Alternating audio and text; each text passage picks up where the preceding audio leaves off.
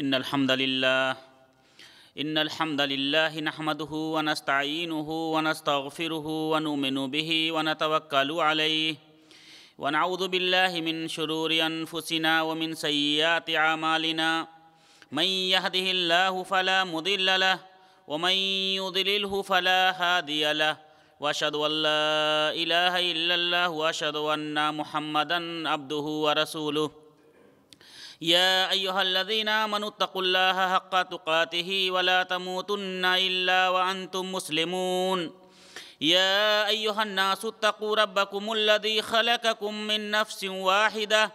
وخلق منها زوجها وبث منهما رجالا كثيرا ونساء واتقوا الله الذي تساءلون به والأرحام إن الله كان عليكم رقيبا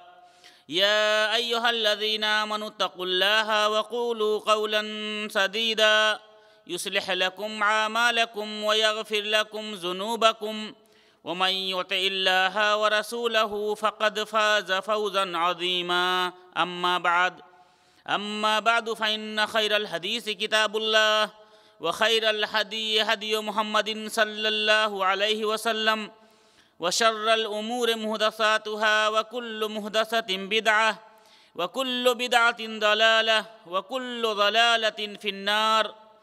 فأعوذ بالله من الشيطان الرجيم بسم الله الرحمن الرحيم محمد رسول الله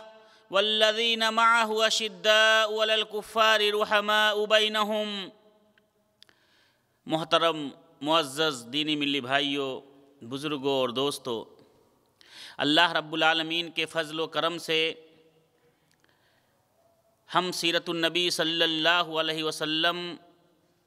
کو، اللہ کے رسول صلی اللہ علیہ وسلم کے حیات مبارکہ کو تفصیلاً سن رہے ہیں۔ انشاءاللہ آج کے اس خطبہ جمعہ میں اسی سلسلے کی قسط نمبر 57 آپ کے سامنے پیش کی جائے گی۔ میرے بھائیوں، بات ہو رہی ہے فتح مکہ کی۔ مسلسل کئی خطبوں سے اللہ کے نبی صلی اللہ علیہ وسلم نے فتح مکہ کے بعد سب سے پہلا کام جو کیا وہ اطراف کعبہ سے، کعبہ کے اندر جو اصنام تھے، جو بت تھے، ان کو صاف پاک کیا۔ وہاں سے جو تصویریں تھیں ان کو مٹایا۔ وہ بڑے بڑے خدا جو ان کے تھے، ہبل، لات و عزا، جن کی وہ قسمیں کھایا کرتے تھے، جن کے مقابلے میں تمام چیزوں کو ہیچ سمجھتے تھے، ان سب کا جب خاتمہ کر دیا، کسی کی آنکھ پھوڑی، کسی کا ناک توڑا، کسی کو سر کے بل گرایا، اللہ کے نبی صلی اللہ علیہ وسلم کے سامنے دو مورتیاں اور نظر آئیں، دو اسٹیچو اور نظر آئے۔ ایک کو صفا پر رکھا گیا تھا، ایک کو مروہ پر رکھا گیا تھا۔ یہ دو بت نہیں تھے، پتھر کے اسٹیچو تھے۔ ایک کا نام تھا اساف اور دوسرے کا نام تھا نائلہ۔ حافظ ابن کثیر رحمۃ اللہ علیہ نے اپنی کتاب تفسیر ابن کثیر میں سورہ بقرہ آیت نمبر 158 کے تحت ان الصفا والمروۃ من شعائر اللہ کے ضمن میں اس روایت کو ذکر کیا ہے جو تاریخ ابن اسحاق وغیرہ کے حوالے سے انہوں نے نقل کیا ہے، اور اسی طرح سے واقدی نے اپنی کتاب المغازی کے اندر بھی ان تمام روایات کو نقل کر کے جمع کیا اکٹھا، کہ زمانے جاہلیت میں قبیلے جرہم جو آباد تھا خانہ کعبہ کے اطراف میں، جب ابراہیم علیہ السلام اور اسماعیل علیہ السلام نے خانہ کعبہ کی تعمیر کی، اس سے پہلے جب ابراہیم علیہ السلام اپنی بیوی ہاجر کو اور اپنے شیرخوار بیٹے اسماعیل کو وہاں پر چھوڑ کر گئے، وہاں سے پانی کا چشمہ نکلا، وہاں پر جو قبیلہ سب سے پہلے آباد ہوا وہ قبیلے جرہم تھا۔ اس قبیلے جرہم میں دو لوگ تھے، دو عاشق معشوق تھے، گرل فرینڈ بوائے فرینڈ تھے، ایک کا نام تھا اساف، دوسرے کا نام تھا نائلہ۔ یہ دونوں خانے کعبہ کے اندر گئے، انہوں نے زنا کیا، انہوں نے بدکاری کی خانے کعبہ کے اندر۔ اللہ رب العالمین نے خانے کعبہ کے اندر ہی ان دونوں کی شکلوں کو فَمُسِخَا حَجَرَيْن، ان دونوں کو پتھر بنا دیا، پتھر کی اسٹیچو بنا دیا اللہ رب العالمین نے اسی خانے کعبہ کے اندر۔ ان کے گناہوں کی سزا اللہ رب العالمین نے وہیں پر دے دی۔ میرے بھائیوں، یہ اللہ رب العالمین کا عظیم نعمت ہے جو امت محمدیہ پر ہے کہ اللہ رب العالمین امت محمدیہ کے گنہگاروں کو چھوڑ دیتا ہے، توبہ کی توفیق دیتا ہے، فوراً گرفت نہیں کرتا۔ اگر یہ اس وقت جو تھا، اگر یہ اس وقت بھی اللہ رب العالمین کا قانون ہو جائے کہ کوئی زنا کرتا ہوا پکڑا جائے، اللہ رب العالمین فوراً اس کو سزا دے، کوئی چوری کرتا ہوا پکڑا جائے اللہ رب العالمین اس کو سزا دے، کوئی بدکاری کرتا ہوا پکڑا جائے اللہ رب العالمین اس کو سزا دے، تو آپ خود سوچئے کہ اس وقت چلتی پھرتی دنیا میں کتنے انسان آپ کو سیدھے ملتے، شاید کہ کوئی ایک بھی سیدھا ملتا۔ اللہ رب العالمین نے انہیں سزا دی، انہیں پتھر کی مورتی بنا دی۔ مکہ والوں نے جب دیکھا کہ اللہ رب العالمین کے گھر کی بے حرمتی کے سبب اللہ رب العالمین نے انہیں یہ سزا دی ہے، انہوں نے ان دونوں کو اٹھا کر خانہ کعبہ کے دروازے کے پاس رکھ دیا، بطور عبرت اس کو خانہ کعبہ کے دروازے کے پاس رکھ دیا تاکہ لوگ دیکھ کر بدکاری سے بچیں، زناکاری سے بچیں، اس کو دیکھ کر لوگ سبق حاصل کریں اور ان تمام گناہوں سے بچتے رہیں۔ وقت گزرا، حافظ ابن کثیر رحمۃ اللہ علیہ نے جو روایت نقل کی ہے، کہتے ہیں کہ وقت گزرتا رہا، فطالا مطالہا، وقت گزرتا رہا حتی یعبد، یہاں تک کہ ان دونوں کی عبادتیں شروع کر دیں۔ پہلے تو بطور عبرت رکھی گئی تھی، بطور نشانی رکھی گئی تھی، لیکن بعد میں لوگوں نے اس پر چڑھاوے چڑھانے شروع کر دیے، لوگوں نے وہاں پر قربانیاں کرنی شروع کر دی، طواف کرتے اس کو بوسہ دینا شروع کر دیا۔ یہ جب خرافات بڑھتا گیا تو عرب والوں نے دیکھا، مکے والوں نے دیکھا کہ یہاں پر تو قربانیاں بھی ہو رہی ہیں اور ان کو چوما چاٹی بھی ہو رہی ہے، ان دونوں کو اٹھا کر ایک کو اساف کو صفا پر اور نائلہ کو مروہ پر رکھ دیا گیا۔ جب اللہ کے نبی صلی اللہ علیہ وسلم نے مکہ فتح کیا، تمام بتوں کو توڑا، تو ان دونوں کی بھی باری آئی، ان دونوں کو بھی توڑا۔ عبداللہ ابن عباس رضی اللہ تعالیٰ عنہ سے مروی ہے کہ شیطان رات کے وقت میں صفا اور مروہ کا طواف کرتے تھے، خوش ہوتے تھے کہ لوگوں کو ہم نے گمراہی میں ڈال دیا ہے، اور یہ ان دونوں کے پاس جاتے تھے، اساف اور نائلہ کے پاس، شیطان ان کو اپنا مرید سمجھتے تھے اور ان کے پاس جا کر انہیں بوسہ دیتے تھے اور رات بھر یہ انہی کی تعریف کیا کرتے تھے۔ جب اللہ کے نبی صلی اللہ علیہ وسلم نے فتح کیا، ان دونوں کو توڑا۔ راوی کہتے ہیں کہ اللہ کے نبی صلی اللہ علیہ وسلم کے پاس صحابی گئے کہ اللہ کے رسول صلی اللہ علیہ وسلم، جب آپ نے اس بت کو توڑا تو ہم نے دیکھا کہ اس میں سے ایک کالی کلوٹی عورت نکلی، جس کے بال پراگندہ تھے، جس کے چہرے مسخ تھے، ٹوٹے پھوٹے تھے، اور نکل کر وہ سیدھا بھاگتی ہوئی گئی۔ اللہ کے نبی صلی اللہ علیہ وسلم نے فرمایا، تِلْكَ نَائِلَةٌ أَيْأَسَتْ أَن تُعْبَدَهَا، یہ نائلہ تھی جو شیطان کی شکل میں نکلی تھی اور یہ مایوس ہو گئی کہ اب اس کی عبادت یہاں پر کی جائے گی، اس لیے یہ مایوس ہو گئی کہ اب اس کی عبادت یہاں پر نہیں ہوگی، اس کے لیے یہ ایسی شکل کے ساتھ یہاں سے بھاگ گیا شیطان۔ میرے بھائیوں، اساف اور نائلہ کو اللہ کے نبی صلی اللہ علیہ وسلم نے توڑا، انہیں بھی توڑ کر جب پورا حرم پاک ہو گیا تو آپ صلی اللہ علیہ وسلم نے پھر حکم دیا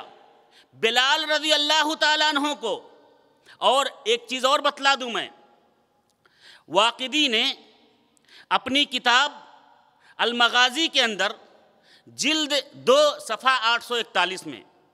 ذکر کیا ہے کہ رن الشیطان 3 رنات، پوری زندگی میں جب سے دنیا بنی ہے اور جب تک دنیا رہے گی شیطان صرف 3 بار رویا ہے، شیطان صرف 3 بار رویا ہے۔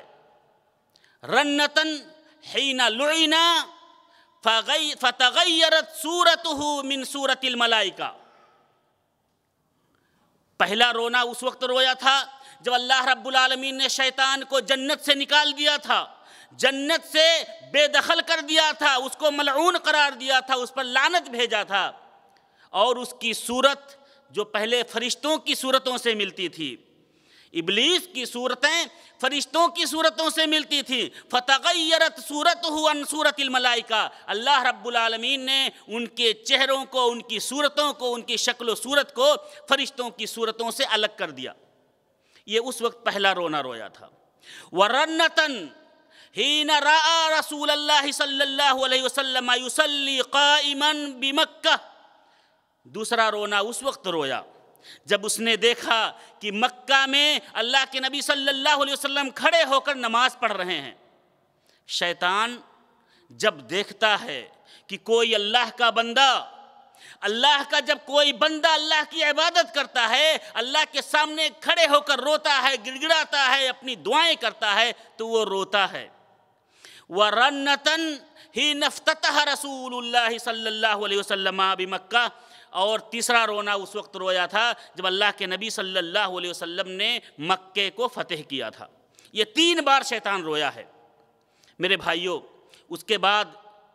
شیطان کا 3 بار کا رونا، فَاجْتَمَعَتْ ذُرِّيَّتُهُ، اس کی ذریت اکٹھا ہوئی، اپنے مدیر کو، اپنے سردار کو روتے ہوئے دیکھ کر شیطان کی ذریت اکٹھا ہوئی۔ شیطان نے کہا کہ ایسو، اب تم مایوس ہو جاؤ، ان تردو امت محمد علی الشرک،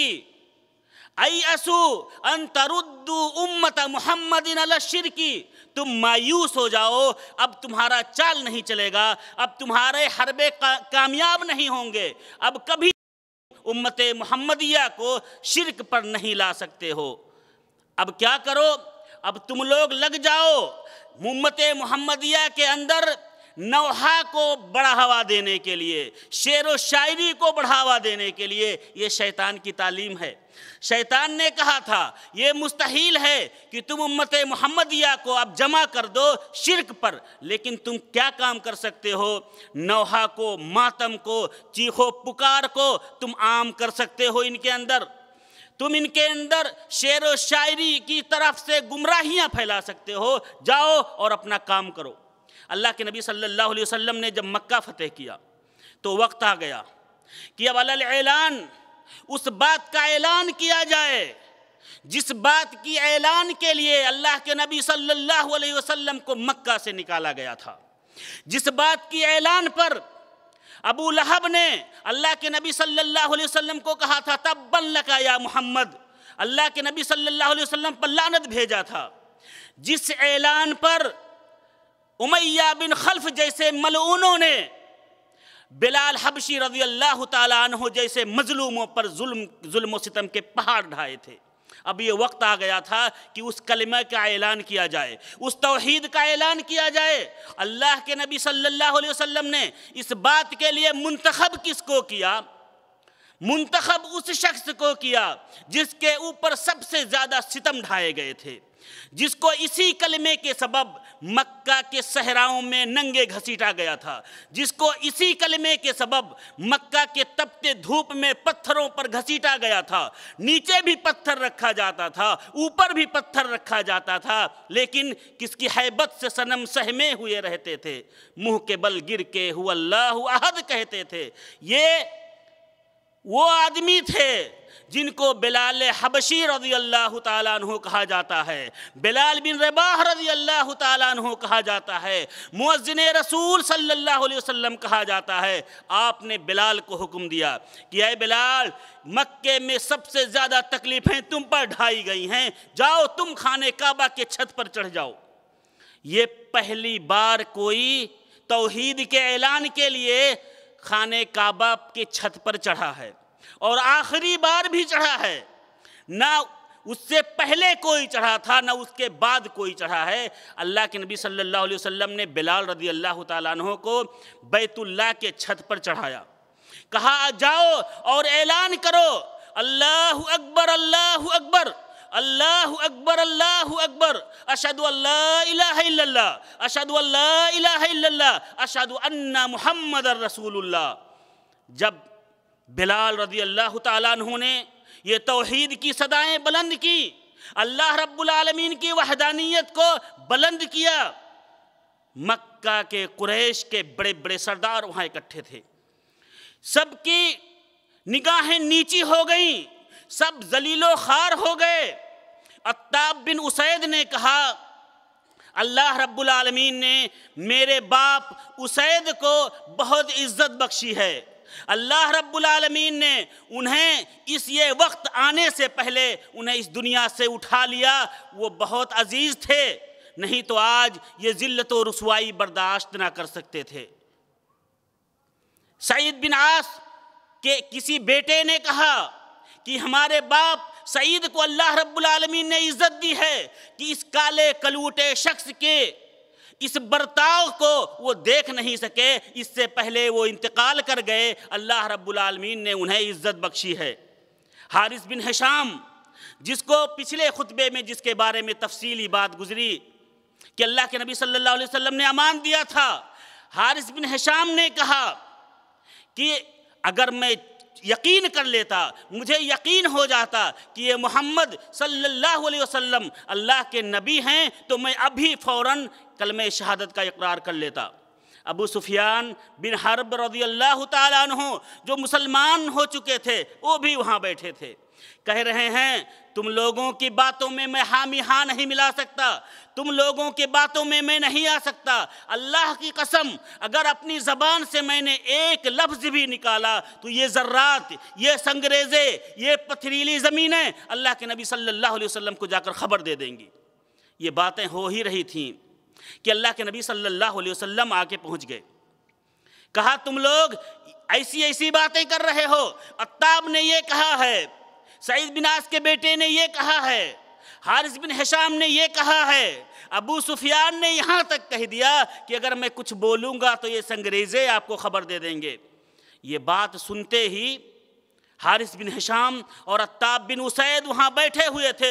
فوراً کہنے لگے کہ اللہ کی قسم ابھی یہ باتیں ہمارے ہونٹوں سے الگ ہوئی ہیں، ہمارے کوئی ساتھی، ہمارے کوئی دوست تک بھی یہ خبر نہیں پہنچی ہے، آپ کو خبر پہنچ گئی۔ اشہد ان لا الہ الا اللہ واشہد انک رسول اللہ، ہم گواہی دیتے ہیں کہ اللہ کے علاوہ کوئی معبود نہیں اور آپ ہی اللہ کے رسول ہیں۔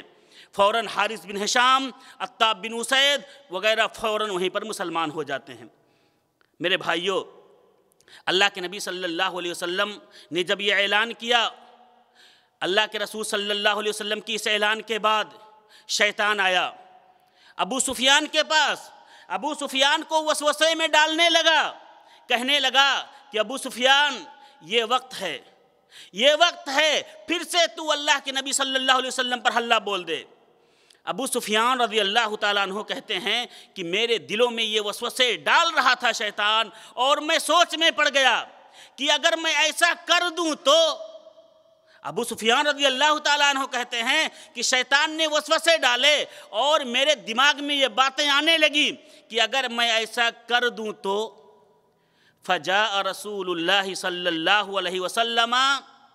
فضرب یدہ فی صدرہ، اللہ کے نبی صلی اللہ علیہ وسلم پیچھے سے آئے، ابو سفیان سوچ رہا تھا، اللہ کے نبی آئے، اس کے سینے پر ہاتھ مارا، کہا اذن یخزیک اللہ یا ابا سفیان، کہا اے ابو سفیان اگر تم ایسا کرنے کی سوچ بھی لوگے تو اس کا نتیجہ یہ ہوگا کہ اللہ رب العالمین تمہیں ذلیل اور رسوا کر دے گا۔ ابو سفیان کہتے ہیں کہ یہ باتیں میں اپنے دل میں سوچ رہا تھا، جب میں نے دیکھا کہ اللہ کے نبی صلی اللہ علیہ وسلم پیچھے کھڑے ہیں اور اللہ کے رسول کہہ رہے ہیں کہ اے ابو سفیان کیا تو یقین نہیں رکھتا کہ میں ہی قیامت تک نبی ہوں، میرے بعد اب کوئی نبی نہیں آنے والا، ابو سفیان کہتے ہیں کہ اللہ کے رسول صلی اللہ علیہ وسلم مجھے یقین ہے انک عبد اللہ ورسولہ، آپ اللہ کے بندے ہیں، آپ اللہ کے رسول ہیں۔ ابو سفیان گھر گئے، ابو سفیان گھر گئے، میاں بیوی بیٹھے ہوئے تھے۔ بیوی ہند نے دیکھا کہ مسلمان طواف کر رہے ہیں، تکبیر و تحلیل میں مشغول ہیں، خانہ کعبہ کے ارد گرد صرف تکبیروں کی آواز آ رہی ہے، طواف دکھائی دے رہے ہیں، عبادتیں دکھائی دے رہی ہیں۔ ابو سفیان نے کہا، قال ابو سفیان لہند اہذا من اللہ؟ قالت نعم ھذا من اللہ۔ ابو سفیان نے کہا، اے ہند کہ تو کیا سوچ رہی ہے، کیا یہ اللہ رب العالمین کی طرف سے نہیں ہے؟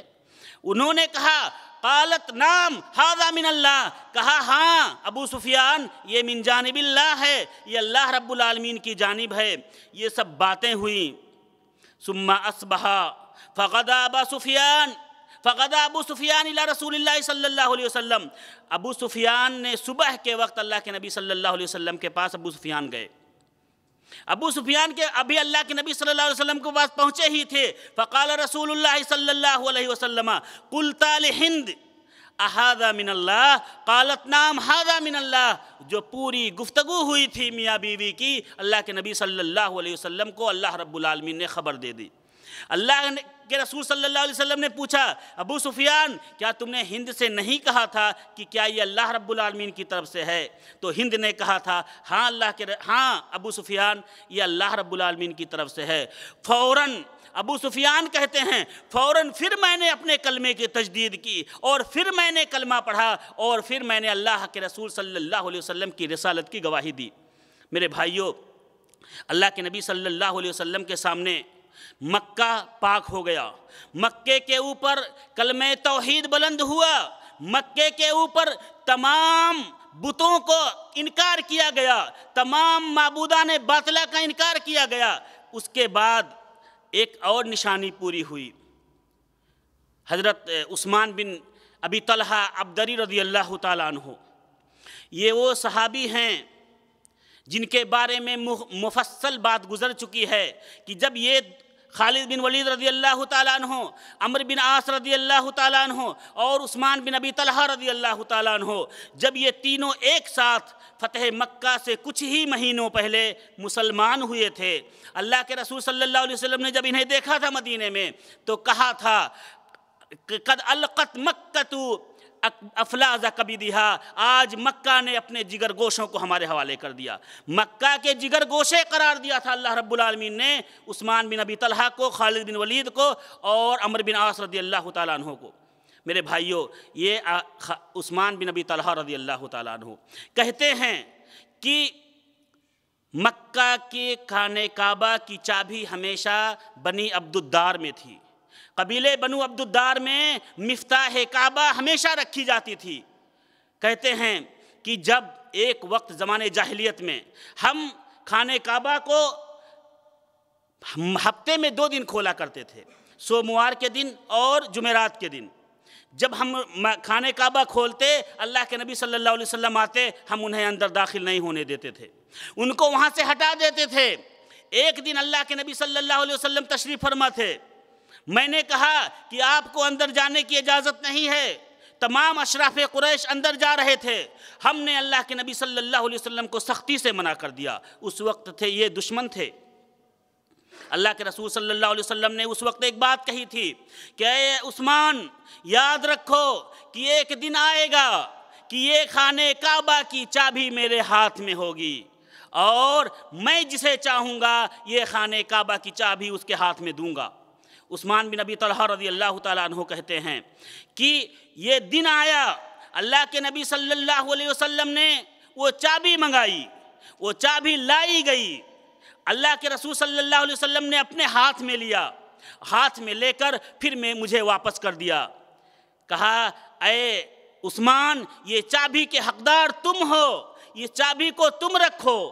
اور یہ چابی تم سے سوائے ظالم و جابر شخص کے کوئی شخص تم سے چھین نہیں سکتا ہے۔ یہ مکہ خانہ کعبہ کے تم امین ہو، یہاں پہ حلال چیزیں جو تمہیں ملے اسے کھاؤ۔ میرے محترم بھائیوں، عثمان بن ابی طلحہ رضی اللہ تعالیٰ عنہ کہتے ہیں کہ جب اللہ کے نبی صلی اللہ علیہ وسلم کو یہ چابی منگانی ہوئی، جب میں نے ہجرت کیا تھا تو یہ چابی میں اپنی والدہ بنت شیبہ کے پاس دے دیا تھا۔ میری والدہ ابھی تک مسلمان نہیں ہوئی تھی، یہ چابی ان کے پاس تھی۔ اللہ کے رسول صلی اللہ علیہ وسلم نے حضرت بلال رضی اللہ تعالیٰ عنہ کو بھیجا کہ جاؤ عثمان بن طلحہ کے گھر سے خانہ کعبہ کی چابی لے کر آؤ۔ عثمان بن ابی طلحہ اپنے گھر پہ تھے، بلال رضی اللہ تعالیٰ عنہ پہنچے، انہوں نے کہا کہ اللہ کے نبی صلی اللہ علیہ وسلم نے خانہ کعبہ کی چابی مانگی ہے۔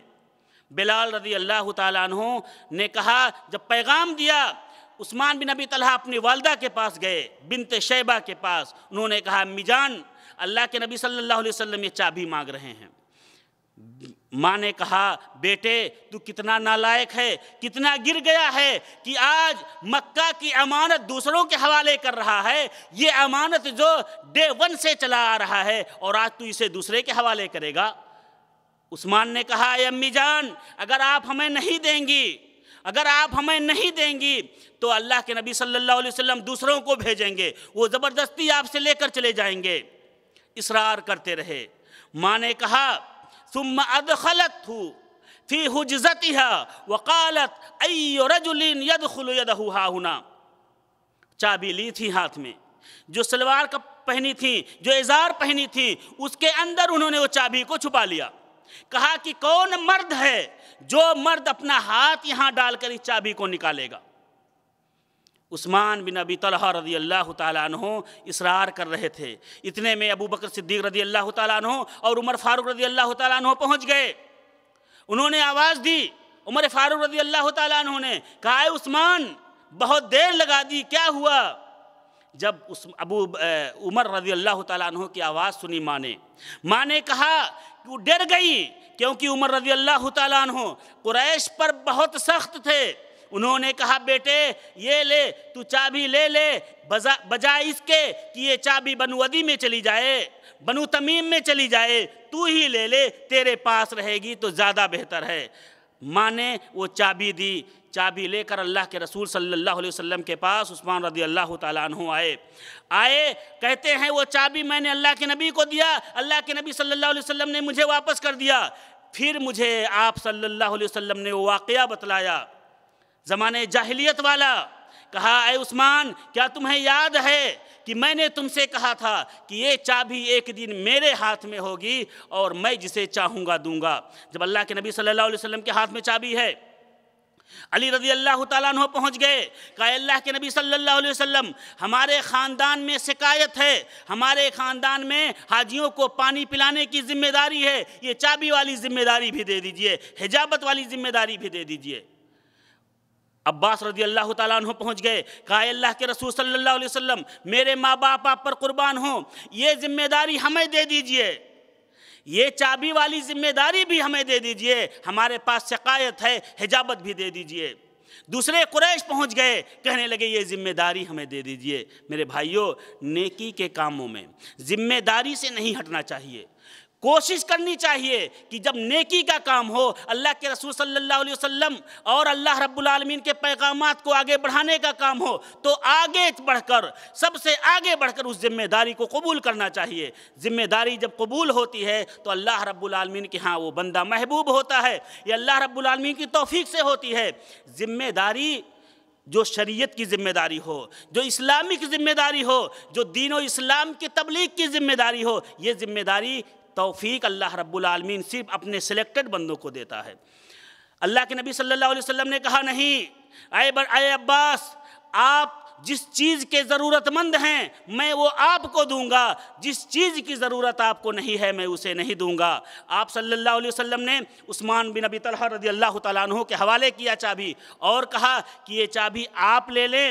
اور آپ سے ظالم بادشاہ یا ظالم شخص کے علاوہ کوئی شخص اسے چھین نہیں سکتا ہے۔ وہ چابی دے دیا۔ اللہ کے نبی صلی اللہ علیہ وسلم نے وہ چابی دیا عثمان بن ابی طلحہ رضی اللہ تعالیٰ عنہ کو، اور یہ چابی اس وقت سے جب سے خانہ کعبہ بنا ہے یہ بنو عبدالدار میں ہے، اور جب تک قیامت نہیں آ جائے گی جب تک کہ ان کے خاندان میں یہ چابی رہے گی۔ میرے بھائیوں، اللہ کے نبی صلی اللہ علیہ وسلم نے جب اپنے پیغامات پہنچائے وہاں پر، تو اللہ کے رسول صلی اللہ علیہ وسلم نے وہاں پر بلا کر لوگوں کے سامنے ایک خطبہ دیا۔ خانہ کعبہ کے اندر سے ابھی نکلے تھے نماز پڑھ کے، خانہ کعبہ کے بازو پکڑے ہوئے تھے، وہاں پر ایک خطبہ دیا، مختصر خطبہ، کہا لا الہ الا اللہ محمد رسول اللہ وحدہ لا شریک لہ صدق وعدہ نصر عبدہ وحزم الاحزاب وحدہ۔ آپ صلی اللہ علیہ وسلم نے کہا اللہ کے علاوہ کوئی معبود نہیں، محمد صلی اللہ علیہ وسلم اس کے رسول ہیں۔ آج یہاں سے شرک کا بول بالا ختم ہوتا ہے، آج یہاں صرف اور صرف توحید کی باتیں کی جائیں گی۔ وہ اللہ ہے جس نے اپنے بندے کی مدد کی، وہ اللہ ہے جس نے اپنے وعدے کو پورا کیا، وہ اللہ ہے جس نے تنہا احزاب کو ختم کیا، دعائیں کی، اور اس کے بعد کہا یا معاشرہ قریش، اے قریش والو سنو، قد اذهب عنکم نخوۃ الجاہلیہ، اللہ رب العالمین نے آپ سے جاہلیت کے رسم و رواج کو ختم کر دیا ہے، اللہ رب العالمین نے تمہارے درمیان سے آبا و اجداد کی فخر و مباحات کو ختم کر دیا ہے۔ آج یا معاشرہ قریش، الانسان من آدم و آدم من تراب، اس کے بعد آپ نے کہا کہ انسان مٹی سے ہے اور انسان آدم سے ہے، آدم مٹی سے ہیں۔ اس کے بعد آپ صلی اللہ علیہ وسلم نے سورہ حجرات کی ایک آیت تلاوت کی، یا ایھا الناس انا خلقناکم من ذکر و انثی وجعلناکم شعوبا وقبائل لتعارفوا ان اکرمکم عند اللہ اتقاکم، کہ اللہ رب العالمین نے اے انسانوں تمہیں ایک مرد اور عورت سے پیدا کیا ہے، اے انسانوں تم سب مٹی کے ہو، اے انسانوں تمہیں ہم نے قبائلوں میں مختلف شعوبوں میں بانٹ دیا ہے تاکہ تمہارا پہچان ہو سکے، اس لیے نہیں کہ تم فخر کرو، اس لیے نہیں تم گھمنڈ کرو، بلکہ اس لیے تاکہ تمہاری پہچان ہو سکے۔ اللہ کے نبی صلی اللہ علیہ وسلم نے کہا ان اکرمکم عند اللہ اتقاکم، تو اللہ کے نزدیک سب سے بہتر وہ ہے جو سب سے تقوی میں سب سے بہتر ہو۔ اللہ کے رسول صلی اللہ علیہ وسلم نے کہا یا معاشر قریش الا فیکم، کیا تم دیکھتے ہو کہ میں تمہارے ساتھ کیا کرنے والا ہوں؟ قالوا خیرن اخن کریم وابن اخ کریم، کہا قریش نے کہ اب آپ تو خیر ہیں، آپ کریم ہیں، آپ کریم بھائی کے بیٹے ہیں، اور وہی چیز کیجئے جو آپ کو اچھا لگتا ہے۔ آپ نے فرمایا فَأَقُولُ مَا قَالَ يُوسُفُ لِإِخْوَتِهِ اذهبوا لا تثریب علیکم اليوم اذهبوا فانتم الطلقاء، کہا جاؤ تمہارے اوپر کوئی سرزنش نہیں، تم سب آزاد ہو، جاؤ میں نے تم سب کو معاف کر دیا۔ میرے بھائیوں انشاءاللہ اگلے جمعہ میں بات یہاں سے آگے آپ کے سامنے کی جائے گی۔ اللہ رب العالمین سے دعا ہے کہ اللہ تعالی ہم تمام لوگوں کو نیک عمل کرنے کی توفیق عطا فرمائے۔ بارک اللہ لنا ولکم فی القرآن العظیم ونفعنا وإیاکم بالآیات والذکر الحکیم، انہ تعالی جواد کریم ملک برء رؤوف الرحیم، واستغفروہ انہ هو الغفور الرحیم۔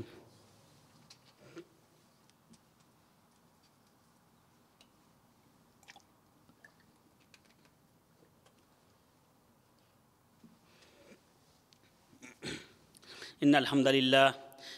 للہ نحمدہ ونستعینہ ونستغفرہ ونؤمن بہ ونتوکل علیہ ونعوذ باللہ من شرور انفسنا ومن سیئات اعمالنا من یہدہ اللہ فلا مضل لہ ومن یضللہ فلا ہادی لہ واشہد ان لا الہ الا اللہ واشہد ان محمدا عبدہ ورسولہ اما بعد فإن خیر الحدیث کتاب اللہ وخیر الہدی ہدی محمد صلی اللہ علیہ وسلم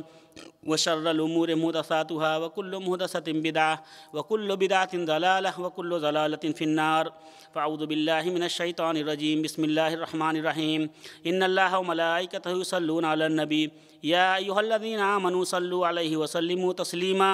اللهم صل على محمد وعلى آل محمد كما صليت على إبراهيم وعلى آل إبراهيم إنك حميد مجيد اللهم بارك على محمد وعلى آل محمد كما باركت على إبراهيم وعلى آل إبراهيم إنك حميد مجيد۔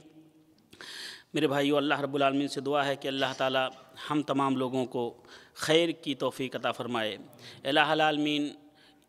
ہمیں جب تک اس دنیا میں رکھے تب تک اسلام پر، اور جو ہمارا خاتمہ ہو ایمان پر۔ الہ العالمین ہم میں سے جو شخص پریشان حال ہے رب العالمین اس کی پریشانی کو دور کر دے۔ الہ العالمین ہم میں سے جو شخص محتاج ہے رب العالمین اس کی محتاجگی کو دور کر دے۔ الہ العالمین ہم میں سے جو شخص مقروض ہے رب العالمین اس کے قرض کی توفیق عطا فرما۔ رب العالمین اس کے قرض کی ادائیگی کی توفیق عطا فرما۔ الہ العالمین ہم میں سے جو شخص اس دنیا کو چھوڑ کر جا چکے ہیں، جن کے بھی اعزاء و اقارب، والد والدین، ان کی مغفرت فرما، انہیں عذاب قبر سے بچا۔ الہ العالمین مسلمان جہاں بھی پریشان حال ہیں، چاہے وہ فلسطین ہو، چاہے وہ غزہ ہو، چاہے وہ اور دنیا کے کسی کونے میں جہاں بھی مسلمان پریشان حال ہیں، رب العالمین ان کی پریشانی کو دور کر دے۔ الہ العالمین مظلوموں کے ظلم کی سزا دنیا میں دے دے۔ الہ العالمین، الہ العالمین یہ دنیا فانی ہے رب العالمین، اس دنیا کے جھمیلوں سے رب العالمین، اس دنیا کے فتنے سے مسلمانوں کو بچا۔ الہ العالمین یہ مسلمان ہیں رب العالمین، یہ فقیر ہیں رب العالمین، یہ محتاج ہیں رب العالمین کی محتاجگی کو دور کر دے۔ الہ العالمین ہمیں جب تک زندہ رکھ اسلام پر، اور جو ہمارا خاتمہ ہو ایمان پر۔ وآخر دعوانا الحمدللہ رب العالمین، واقم الصلاۃ۔